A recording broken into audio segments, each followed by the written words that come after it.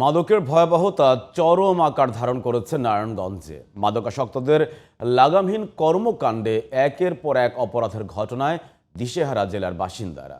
প্রশাসনের তদারকির অভাবে মাদকের সরবরাহ বেড়েছে বলে অভিযোগ সাধারণ মানুষের। তবে প্রশাসনের কর্মকর্তারা বলছেন মাদক নিয়ন্ত্রণে নিয়মিত অভিযান চালাচ্ছেন তারা। নারায়ণগঞ্জ প্রতিনিধি আশিকুর রহমান হান্নানের রিপোর্ট, জানাচ্ছেন সোহেল আহমদ।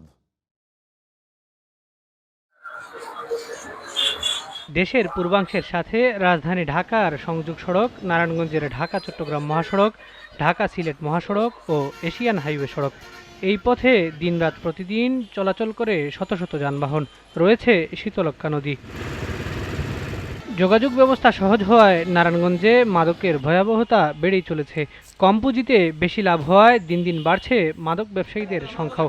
মাদক আসক্ত হয়ে ভয়াবহ সব অপরাধের সঙ্গে জড়িয়ে পড়ছেন অনেকেই। কিশোর গ্যাং, ছিনতাই, ডাকাতি, যত অপরাধ সব অপরাধের কেন্দ্র হচ্ছে মাদক।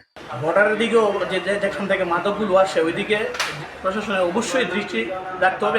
শিবির আছে এবং জনসাধারণ আছে, সবাই মিলে যদি মাদককে নির্মূল করতে চাই তাহলে আমরা ঐক্যবদ্ধ হয়ে মাদককে আমরা নির্মূল করতে পারবো। সর্বোচ্চ গুরুত্ব দিয়ে মাদকের বিরুদ্ধে অভিযান পরিচালিত হচ্ছে বলে দাবি মাদক দ্রব্য নিয়ন্ত্রণ অধিদপ্তরের।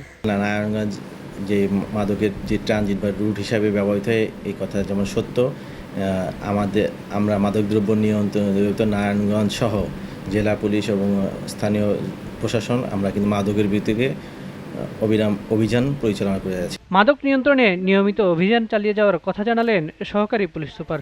মাদক থেকে শুরু করে যে কোনো অপরাধে ইপটিজিং এই সমস্ত বিষয়ে যদি আমরা কারো সংশ্লিষ্টতা পাই আমরা অবশ্যই তাদেরকে আইনের আওতায় নিয়ে আসবো। মাদক প্রতিরোধে জোরালো পদক্ষেপ নেওয়ার কথা জানালেন জেলা প্রশাসক। বিশেষ করে ভোরের দিকে এই ছিনতাইগুলো বেশি হয়। আমরা মাদকের বিরুদ্ধে স্পেশাল ড্রাইভ দিচ্ছি, আর শহর কেন্দ্রিক যেগুলো হয় সেগুলো আমরা ধীরে ধীরে আস্তে আস্তে আমরা সিসিটিভির আওতায় নিয়ে আসবো।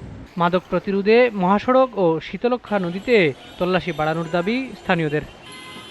Sohel Ahmed, GTV news.